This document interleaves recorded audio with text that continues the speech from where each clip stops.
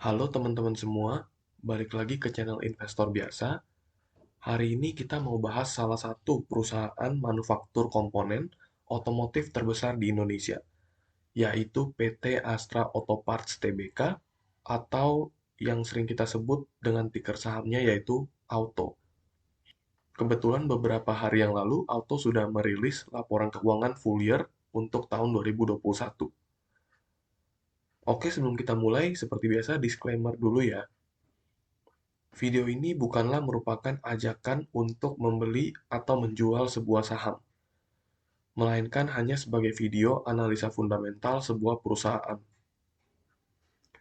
Keputusan investasi sebaiknya dilakukan ketika teman-teman semua sudah melakukan analisa fundamental sendiri. Keputusan untuk menjual dan membeli sebuah saham, tanggung jawabnya tetap ada di tangan teman-teman semua.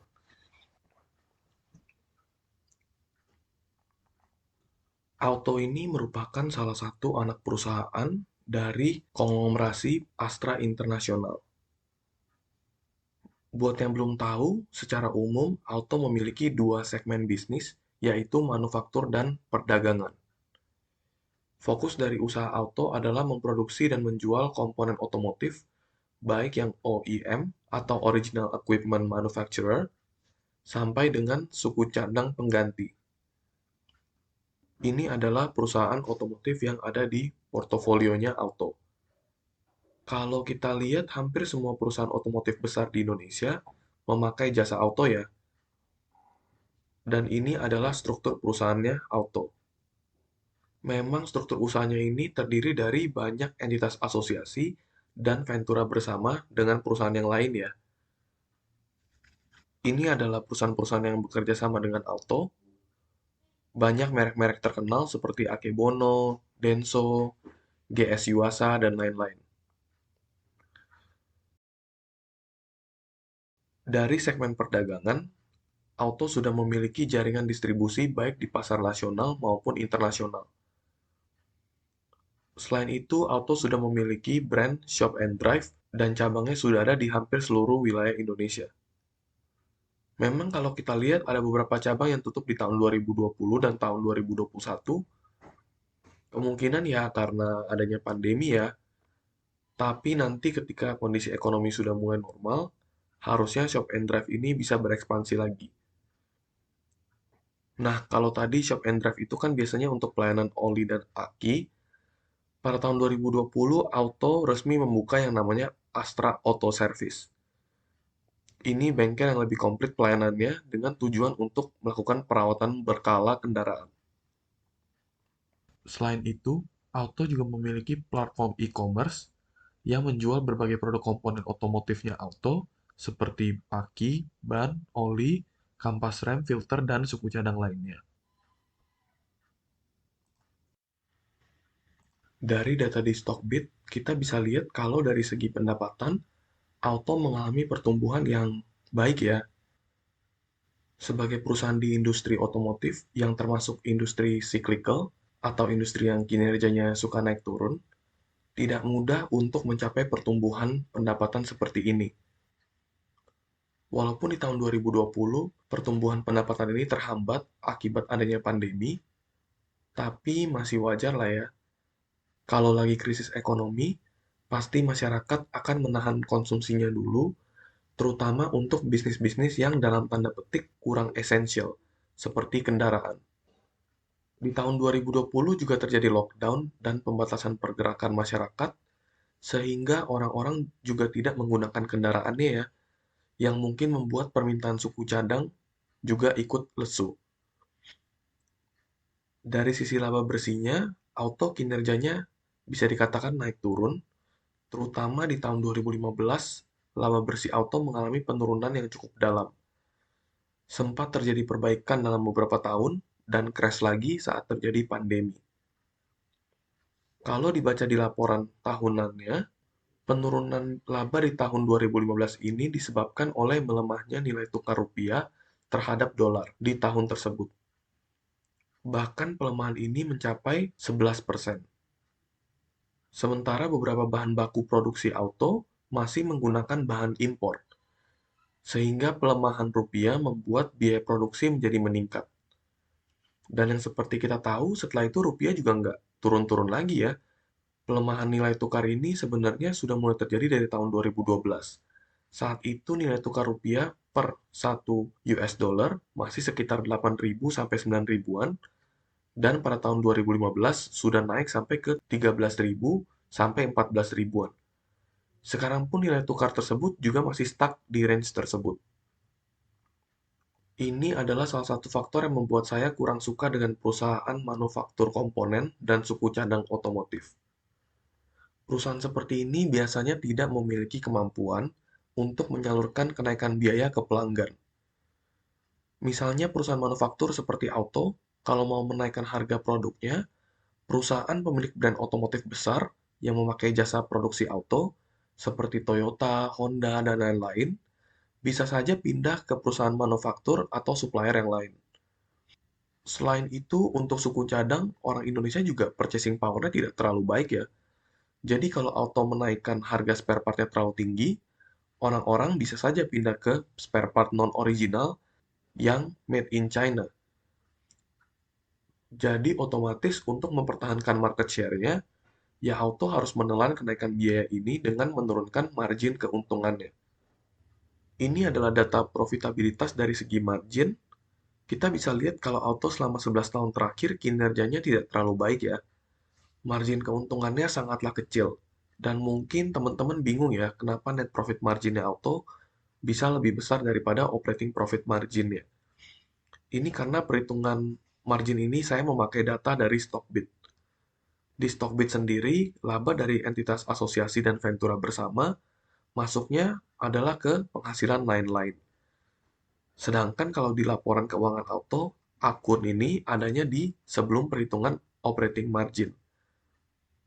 Jadi jangan bingung ya, cuma beda cara perhitungannya saja. Nah, tapi kita bisa lihat kalau semenjak tahun 2016 sampai sebelum pandemi, kinerja auto sebenarnya sudah mulai mengalami perbaikan lagi. Nanti kita cari tahu ya sumbernya dari mana. Ini adalah data laporan laba rugi per segmennya auto. Tadi kita sudah tahu kalau segmen bisnisnya auto ada dua, yaitu perdagangan dan manufaktur. Kita cek dari segmen perdagangan dulu kali ya. Sebenarnya kinerja segmen ini cukup oke. Oh ya, laporan ini adalah ringkasan yang saya bikin dengan simplifikasi ya. Jadi mungkin ada sedikit perbedaan dengan di laporan keuangannya. Ada beberapa penyederhanaan yang saya lakukan biar kita lihatnya jadi lebih mudah. Pendapatan laba kotor dan laba operasi dari segmen perdagangan terus mengalami peningkatan. Selain itu, gross profit margin dan operating profit marginnya atau GPM dan OPM-nya juga cukup stabil. Yang hebat di tahun 2021, pendapatan dan laba operasinya sudah mulai bertumbuh lagi. Bahkan sudah lebih tinggi daripada tahun 2019 kemarin yang sebelum pandemi. Nah, sedangkan kalau dari segmen manufaktur, kalau kita nggak include tahun 2020 dan tahun 2021, ya karena adanya pandemi, walaupun dari sisi pendapatannya terus mengalami peningkatan, tapi kita bisa lihat kalau laba kotornya cenderung turun ya. Kalau kita perhatikan, data laba entitas asosiasi dan ventura bersamanya juga sempat turun drastis di tahun 2015, tapi untungnya setelah itu sudah mulai rebound lagi. Gross profit margin segmen ini juga dalam jangka panjang cenderung turun, sedangkan operating profit marginnya sudah mulai turun drastis di tahun 2013, ya ketika nilai tukar rupiah mengalami pelemahan, dan setelah mencapai titik terendah di tahun 2015, di tahun-tahun berikutnya sudah mulai naik lagi ya. Kita bisa lihat kalau rebound kinerja segmen ini dibantu sama laba entitas asosiasi dan ventura bersama yang sudah mulai pulih. Yang unik dari segmen manufaktur ini adalah kita bisa lihat walaupun kinerjanya tidak terlalu baik, tapi auto juga berhasil menahan kenaikan beban usaha, terutama di beban umum dan administrasi, yang dari tahun 2014 tidak mengalami kenaikan yang berarti. Kalau menurut saya sendiri sih, kayaknya driver laba dari segmen manufaktur ini ke depannya adalah dari laba entitas asosiasi dan ventura bersamanya si auto. Karena kita lihat sendiri dalam beberapa tahun ini sudah mengalami perbaikan kinerja, bahkan untuk tahun 2021 yang masih pandemi, laba dari entitas asosiasi ini sudah mulai recover. Sedangkan untuk pendapatan manufaktur yang 100% dari auto sendiri ya kayak gitu-gitu aja ya. Jadi sekarang kita tahu biang kerok dari penurunan kinerja auto ini ternyata datangnya dari bisnis manufaktur. Sedangkan dari bisnis perdagangan, auto membukukan kinerja yang baik. Kalau kita lihat ROA dan ROE-nya auto juga tidak bagus-bagus amat ya, malah mengalami penurunan semenjak tahun 2013. Selain karena penurunan kinerja, pada tahun 2013 auto juga melakukan right issue yang cukup besar, yaitu sekitar 3 triliun, yang membuat jumlah ekuitas mengalami lonjakan yang tinggi. Kalau ekuitas tiba-tiba bertambah dalam jumlah yang besar, ya otomatis ROE-nya akan mengalami penurunan juga ya. Karena rumus dari ROE itu kan laba bersih dibagi dengan ekuitas. ROA dan ROE ini juga mengikuti laba auto yang mulai mengalami perbaikan ya semenjak tahun 2015 sampai sebelum pandemi. Salah satu sisi positif dari auto adalah emiten ini tidak pernah absen membagi dividen dari tahun 2009 sampai dengan sekarang. Dan dalam beberapa tahun ini payout rasionya juga cukup besar yaitu sekitar 40%. Debt to equity ratio-nya auto adalah sebesar 0,43. Sedangkan current ratio-nya adalah di 1,53. Dari data ini kita bisa lihat kalau kondisi utang auto berada di level yang baik ya. Dan kalau nanti teman-teman mau cek sendiri di laporan keuangannya, secara historis level utang auto memang selalu berada di level yang cukup baik. Selain itu, komposisi utang bank di liabilitasnya auto juga biasanya tidak besar, yang memberikan nilai plus untuk kesehatan keuangan perusahaan. Nah, kalau kita cek transaksi di laporan keuangan, si auto ini banyak melakukan penjualan dan pembelian dari pihak berelasi. Ini sebenarnya bisa jadi poin plus dan poin minus juga ya. Di satu sisi, struktur bisnisnya auto ini ya sudah jelas. Produk-produknya sudah pasti memiliki pembeli dari pihak berelasi seperti Astra Honda Motor, Astra Daihatsu, Toyota Astra Motor, dan lain-lain. Begitu juga dengan pembelian bahan baku untuk produksi, juga sepertinya nggak mungkin mengalami kekurangan stok ya, karena suplainya banyak dari pihak berelasi. Tapi di sisi lain, ini bisa jadi auto dipakai untuk menjadi tumbal. Kayak yang tadi saya sudah jelasin, bahwa dari segmen manufakturnya auto ini marginnya sangat tipis. Kalau misalkan terjadi kenaikan biaya bahan baku, bisa jadi si auto membeli bahan baku dari pihak berelasi, harganya juga ikutan naik, tapi nanti pas dijual ke misalnya Astra Honda Motor, harganya tidak naik tinggi, atau bahkan mungkin tetap. Makanya kalau tadi kita lihat dari segmen manufaktur, walaupun pendapatannya naik, tapi laba kotornya cenderung stagnan atau sedikit menurun. Cuma ini hanya asumsi saja ya. Nanti kalau kita mau tahu pastinya harus menggali lebih dalam lagi. Karena secara data, walaupun kinerja manufaktur mengalami penurunan drastis, tapi semenjak tahun 2015 sampai sebelum pandemi, sudah terjadi pemulihan kinerja yang cukup baik. Ini artinya di industri komponen otomotif yang memang industrinya berat, auto masih berusaha untuk memperbaiki kinerjanya setiap tahun. Mungkin kalau teman-teman yang nonton ada yang kerja di Astra, boleh kasih tahu insight kali ya di kolom komentar. Dari segi cash flow, kas dari operasi auto bisa dikatakan juga cukup baik. Bahkan dalam beberapa tahun, penerimaan dari laba operasi jauh lebih besar jumlahnya dibanding dengan laba yang dihasilkan di tahun yang sama. Ini bisa jadi poin plus ya, artinya auto dapat dikatakan cukup mahir untuk memanage atau mengatur arus masuk dan keluarnya uang, sehingga lebih banyak uang yang masuk daripada uang yang keluar. Kalau menilai valuasi sebuah perusahaan yang kinerjanya naik turun, agak sulit ya kalau pakai data historis price to earning, karena pergerakan PI-nya juga pasti tidak stabil. Mau coba dibandingin sama perusahaan di industri komponen otomotif, juga kinerjanya sama-sama naik turun juga. Karena industri ini kan termasuk cyclical ya. Dan industri ini tidak seperti industri batu bara. yang walaupun kinerjanya naik turun, tapi semuanya ya sama-sama jualan batu bara, jadi bandinginnya masih lebih mudah. Ketika harga batu bara naik, ya harusnya hampir semua perusahaan atau emiten batu bara profitnya juga ikutan meningkat. Kalau di industri komponen otomotif, bisnisnya bervariasi. Kayak auto, kan produksi hampir semua komponen otomotif, baik yang OEM maupun yang suku cadang pengganti. Sedangkan perusahaan seperti Gajah Tunggal dan Goodyear, produksinya hanyalah ban. Indospring, produksinya adalah suspensi kendaraan. Dan perusahaan seperti Slamet Sampurna memproduksi filter dan radiator. Dan dari semuanya teman-teman mungkin sudah tahu kalau kinerjanya yang konsisten ya hanya Slamet Sampurna saja ya.